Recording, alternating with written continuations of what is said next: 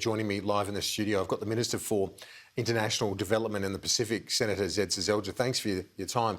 Were you encouraged by some of those numbers Tom Connell brought to us earlier in terms of how the vaccine rate's ramping up? It really is starting to ramp up quite significantly, Kieran. I think today's a day of hope, whether we look at our national accounts with the unemployment or whether we look at the rates of vaccination. We'll hit 50% first dose across the country.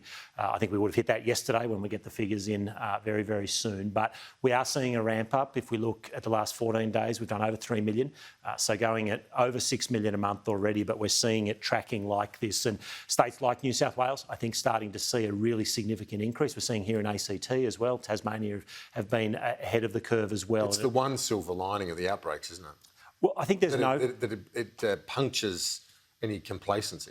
There's no doubt that it focuses people to go and get vaccinated, and I think to the extent that happens, that's a good thing. As difficult as these lockdowns are, of course, and as difficult a challenging time it is for so many around the country, I think there can be great hope that our economy is more resilient than many would have expected, which means that as we get vaccinated and rapidly, we are seeing millions of Australians getting their first and second doses. So as we see those vaccination rates go up and as we see restrictions ease, I think there can be some great hope that we're going to see our economy bounce back very quickly, that people are staying connected to their employers through these challenging times. We're obviously providing a lot of support through these difficult times, but I think Australians can take a lot of hope out of these numbers that are coming through. You're an ACT senator. In the current lockdown, things are looking more promising than they are 300 k's up the road in terms of this jurisdiction getting on top of the current outbreak.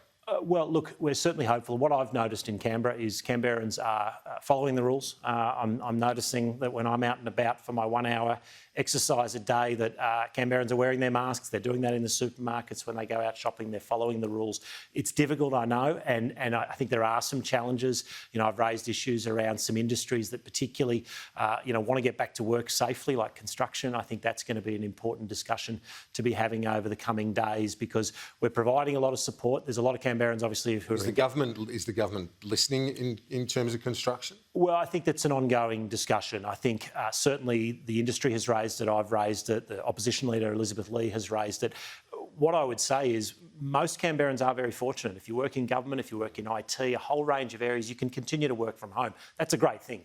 There are some industries like construction that can't, but we know around the country they've found ways of doing it safely, even in the midst of lockdowns. And that's where I'd like us to get pretty soon because obviously it employs tens of thousands of Canberrans and a lot of families are relying on that income right now. Yeah, they certainly are.